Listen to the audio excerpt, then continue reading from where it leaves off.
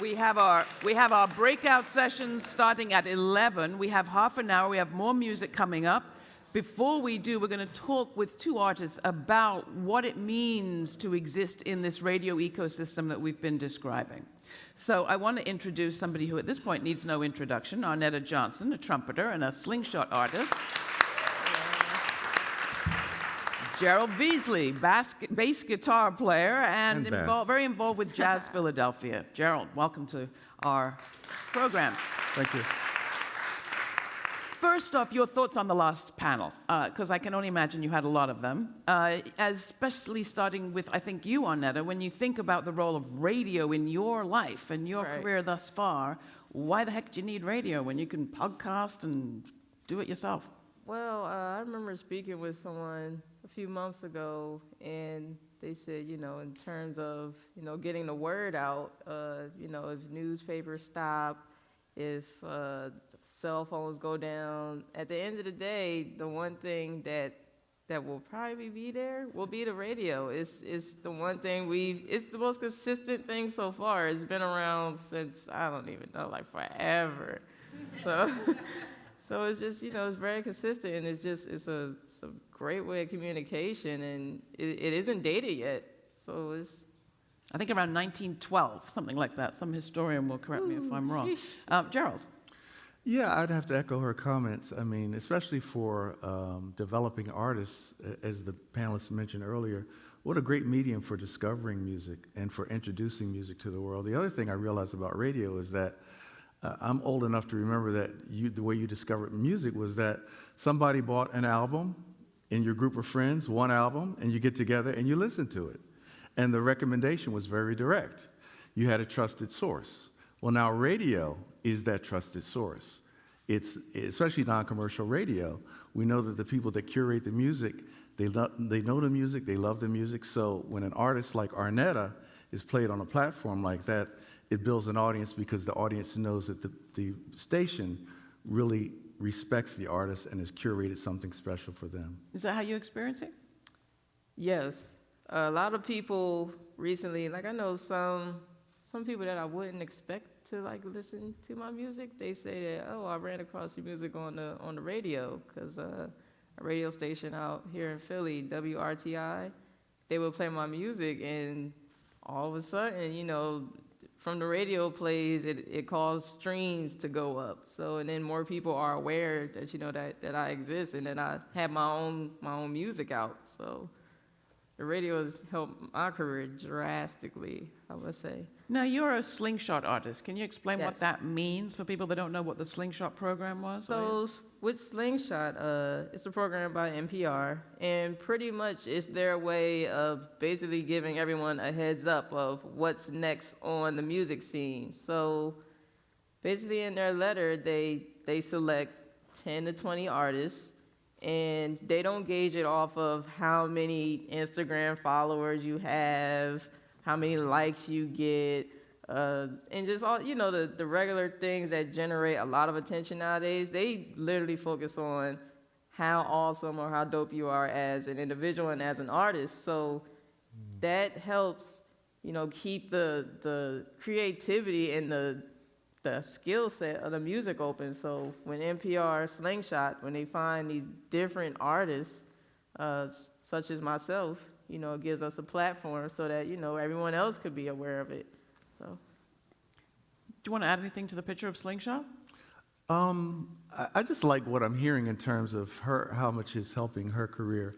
And for developing artists, I mean, there's nothing like that. I mean, commercial radio doesn't begin to compare, because I love what she said, that it's not based on the kind of factors that are the social media impressions and all that, but based on quality. So again, that curation aspect is something we have to keep coming back to, that these are trusted sources for experiencing the music. Tell us a little bit about Jazz Philadelphia and your involvement. So Jazz Philadelphia is a new organization here that's designed to convene stakeholders in various sectors. We've been in place about 2 years now, and with some funding from the Wincoat Foundation, and involving a lot of the leaders around the city, including people like Roger LeMay and Bill Johnson, people in media, presenters, artists, a broad cross-section of people, with one goal in mind, which is preserving and amplifying the ecosystem here in Philadelphia. Philadelphia is a great reservoir of not only great emerging talent, but legacy artists like John Coltrane and people like Christian McBride and so many others that have come from this town. But I like what Peter said earlier about the work that he's doing with the Kingston Radio, that he's helping the community fall in love with itself. So Philadelphian, for those of you who aren't from here, one of the things that we're constantly up against is making Philadelphians proud of what's here, because it's a rich city culturally, historically, but especially in my sphere, which is jazz, we have a great legacy to build on. So part of what Jazz Philadelphia does is amplify that story locally, but to the greater world, to let folks know what can happen here. Well, that gets to the question of that we didn't quite get to in the last panel, which was about not just the impact on the individual artist, but the impact on the ecosystem as a whole. In our good competitive, or our questionably good competitive culture,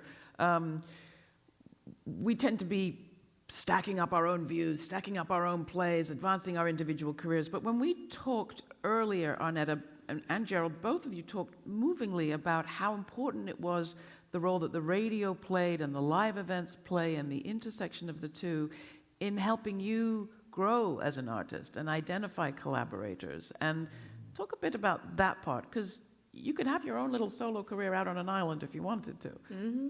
And that's literally what it feels like when your music doesn't get played on the radio, like you're on a little island by yourself. Because I could play my music out my speaker, blast it in my car, and drive down the street, all day long. People, they'll get maybe a split second to hear it real quick, but once it hits the radio, it's free game. Free game. Somebody might turn the dial to the station by accident, and then boom, they now hear a new sound that they could gauge on. And I know with me, I try my best to listen to the radio a lot because I'm always trying to see what's new. Is there a different song I could cover this week that I want to learn? Is there a new sound that I want to try to go for? And just to see what the mainstream sound is, because I always want to be relevant. That's one of my biggest goals as a musician. We're almost in a different world than I would say the mainstream category. So it's like, as you all saw, I play trumpet. So my focus is way different than, I guess, your regular rapper nowadays. I'm at home practicing classical etudes and scales all day long. But at the same time, I still want to be able to take 1,000 notes and make one note just as powerful, So listening to the radio just to get a gauge on, okay, what are the regular people listening to today? So then from there, I know how to take my gift and then translate it so that everybody else, can enjoy it as well. But you're dealing also with place. I mean, when you're talking about a local radio station or Jazz Philadelphia, mm-hmm. there's a place relationship that is in some sort of weird Zen way in contradiction to the individual relationship of the artist to a national audience, an international audience, somebody out there. Sure, I think that's square that circle or circle that square or whatever. Well, for me, it's super important because each community knows what it loves and what makes that community special. So when a community embraces certain artists and makes sure that they have a place where their voice is heard, their artistic voice, that's something, and not to make it sound like a commercial for public radio, but that's something public radio does really well, to really amplify what's happening on the ground in the city. So View House is a great example when, even though it's a national platform, the fact that Arnetta can be on View House and it's something that we treasure here and then export it to the greater world, that really wouldn't happen without those kinds of platforms. I know another thing that's really important is that for local artists, right, who work on their craft and who have to be able to build audience, radio does a great job of telling the stories of what's happening in that town so that those artists can be supported. I don't know if it's kind of a dirty little secret that artists need to make an income. And so they need to be able to have, part of what we do at Jazz Philadelphia, our end game is to make a sustainable, this is the word that Peter hates, or somebody said they hate it. And the word that keeps going around is ecosystem. This is what we're all about, to make sure that the presenters and the artists and the educators can continue to do this work. Right now, as we're sitting here, there's somebody who is practicing a trumpet or a saxophone or a bass or a guitar or a drum set, just praying that they can make a living. So the fact that we have platforms like local radio to enhance that is immeasurably I mean, important. just to tease that out a little bit, you're talking about events that are no longer listed mostly in your local paper, if you have a local paper, are certainly not mentioned on your syndicated radio station, your station that's part of a chain on Clear Channel. Maybe you can go out and post up some flyers in your local stores or get an announcement in your church bulletin. But I think what you're talking about, if I'm hearing you right, is the impact of radio in literally telling people who is playing when and where, right? It's that simple. It's that important, because the people who have bought into listening to radio, they're already interested. So the fact that radio then tells folks, well, this person is playing downtown and this person is playing at a university somewhere, that these events are happening, especially with the dearth of newspaper. Radio really is our source for information, that basic information for those who already love the music. And how important are those live events for you, Arnetta, in creating your audience? They are crucial because at the end of the day, you know, as musicians, we thrive off of an audience. The more people that, you know, like everyone in this room has heard me play, so that's multiply that by 5, because then, you know, people post, and, you know, our audience is the key, you know. So without an audience, nothing happens, which brings us back to the point, which is why radio is so important. Like, you can't put a number on how many people listen to the radio. Once it's playing, it's just out there. Whoever ears are open, they're going to hear it. So, but in terms of live shows, they're like what Gerald was saying. Like, we gotta eat. So Really? So if I put out an album, you know, in case I have an album out. Now what? Every time a big artist puts out an album, they go on tour, because that's where they generate most of their income, is from the tour. You know, album sales is one thing, but by the time you divide all those numbers up and then pay out to the record label and then the producers here, there, that number narrows down. But once you put on a show and do multiple cities, that's where the food is coming from. So, and you know, to have the radio as promo for it makes it times 10. I know all the shows I've been going to recently is because I've heard them on the radio, to be honest. Literally because I heard them on the radio or a podcast of some sort. Somebody like promoted a show, and I was like, "Oh, that's cool. Let me jot that down in my phone." So, Tell us a bit about what your life is like. I mean, I'm out there putting my little cards on the chair. You, after you performed, said you can find us on Spotify. We're all doing more than is immediately visible from our end product. Give us a sense of what your day is like, because I get a feeling you're rehearsing, practicing. You're also having to develop a business, kind of, do your own promotion. definitely a business, which is a side of it that I feel like not a lot of people talk about with musicians. It's literally a business. You know, I have a logo, the same way as a store does. Very a nice of this, logo. I have a product, you know, same way stores do. They sell things. And so basically throughout my day, you know, I wake up, I think about what I'm getting ready to do. I know I'm big on budgeting. I'm super big on budgeting because, you know, right now in the early stages of my career, you know, you got to take what income you get, and then you got to figure out, okay, let me divide this up. How can I take this and flip it so that my career, you know, does better? So, you know, I got to rehearse. Rehearsals cost money. So, you know, but it's a business, so it's an investment if you ask me. So, you know, just throughout the day, I'm thinking about stuff like that. How am I going to market my music? Okay, my music is now on Spotify, on Apple Music, on Tidal. How am I going to get it to generate to multiple people so that it's just not sitting there on 50 plays? So you got to think about stuff like that. And then, these are literally things I think about every day. And thinking, okay, I want to play this stage next. How am I going to connect with them? So I'll call my manager and I'll be like, hey, I have this dream to play on this stage. How am I going to get to that person? I also have this dream to do this music video, but it costs $40,000 to do it. How am I going to pull this off? So it's thinking about little things like that throughout the day, because I'm the kind of person, I believe if you're really trying to get something and get to somewhere, you have to think about it every day, all day long. And that's the way you'll maintain it. So yeah, that's And you have to find that manager. Where is Troy? Shout out to him. he's probably on the phone. We're handling-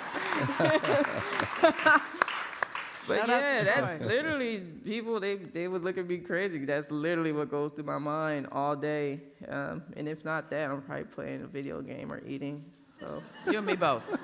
or at the gym, so. Small business owners who never knew it would be this way. Gerald, you went back to, John Coltrane. How has the business, the career path, put it that way, of an individual artist changed over time in your view? And Sure. what role does radio continue to play? Well, Arnetta's example was a great example that artists have to be more entrepreneurial than ever. They have to figure some of these things out, and they have to be strategic, whereas, John Coltrane was able to spend hours and hours and hours just in the practice room. Now, today's artists have to think about the arc of their careers, and they have to be more engaged with the other stakeholders that make a career happen. So that's the big thing. The other interesting thing is that with the advent of technology, we thought that there would be things that would make it better, right? For example, music is more democratized, right? There's so much, I think when they were talking about YouTube, there's so much stuff on YouTube. There's so many. Right now, somebody's in the studio making a record that nobody will hear, or maybe not even want to hear, because it's that possible that you can just make a record that only your mother will like. So the good news is that it's true. The good news is the gatekeepers are gone. The bad news is that the gatekeepers are gone. So we have this kind of dichotomy of where we need someone to help us kind of untangle all the clutter. And again, coming back to radio, that's what radio does with its curation, because that's the trusted source to say, this is cool. We're not going to say this is not cool, but this is cool. So I think that's, even though things have changed, that part remains the same, that it's actually been maybe worse in the fact that there's so much more available. We need even more a voice to say, to kind of help us sort through the clutter. We say we've gone from let 1,000 flowers bloom to let 1,000 flowers kind of wither on the vine. You can be out there, but how do you sustain yourself? You're an instrumentalist. Yes. And that's another challenge. You're clearly making a go of it. You're an extraordinary artist. But there was a period, going back again, not that there was a golden age. The golden age is ahead of us, I do believe. But there was a period where instrumentalists had more of a profile, had more of a kind of visibility in the culture. Talk about that challenge and how you address it, Gerald. So it's very challenging in today's world, especially in the mainstream world. It's like once you pick up an instrument, you are now categorized as just flat out jazz musician. They just instantly, they're thinking, oh, you play ting, ting, ting, ting, ting, all day long. And it's like, and it's like, that might not be the case. I always tell people the first song I ever learned on trumpet was this song by The Game, which is a rapper. I know some of y'all know it. This song, this is how we do. That's the first song I learned on trumpet. That has absolutely nothing to do with jazz.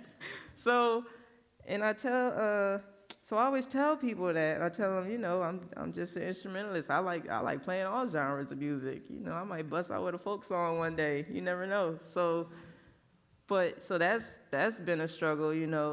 I'll go to market my music, and then people say, "Oh yeah, that's a really dope, that jazzy sound." I'm like, how? So it's just being okay with the fact and understanding the fact that that's people's way of wrapping their mind around what I'm doing, and it's okay. It's perfectly fine. But my theory with what I'm doing with my career, because I know it's going to pop off, only because I know history repeats itself. So when you have people like Miles Davis back in the day, who was an entire celebrity being an instrumentalist. You also had people like Kenny G, like they were doing everything that artists do now. You always see artists on commercials. It could be a Bounty Towel commercial. You're gonna see an artist on there. It has absolutely nothing to do with the product, but you know, it helps market. Yeah, they were just doing everything, and they were just in it. And it wasn't just about the music, it was about the fashion, what they wore, the different songs they covered. I know one song Miles Davis was hugely known for was Michael Jackson's song Human Nature. True. Everyone knows about that. And you know, he didn't sing a word. He literally just played trumpet and had thousands of people, seas of people screaming because they loved it. And at a point in time, that was pop music. Instrumental music was pop music. I think we got Stanley Nelson's next film right here. Gerald, you said in our conversation, and then we'll take a couple of questions from the audience, diversity is not commercially viable. You did say that. I said the diversity is not commercially viable. Meaning, in the commercial way of looking at things, you have to keep people within, on the radio stations or in even the, you know, in the podcast servers. People like to keep artists in their track, sure. in their, bucket, their cubbyhole. Diversity was the trap door where I was thinking of it in another way. But in terms of diversity of genre or that approach, yeah, absolutely. That can be, it can be interesting because we're so used to having things categorized for us, right? It takes a lot of intellectual energy to step out of that box and say, this is relevant to me, even though it doesn't have the label. We've been dealing with the label of jazz for 100 years. And because when you say the word, often it conjures up an image. If you love it, it conjures up a great image. If you don't know it, it conjures up this idea of something that's really dense and unapproachable and tough to listen to or boring or whatever. So the labels can be traps for us. I do want to say something about something that Arnetta spoke about in terms of, I always want to use the word pop off. I do believe your career is going to pop off. I like that a lot.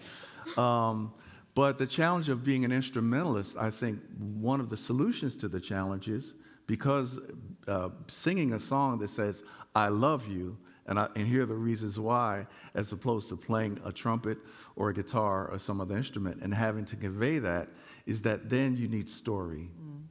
And so that's the opportunity for artists who are not verbalizing what the message is, because again, it requires a lot of imagination from the audience.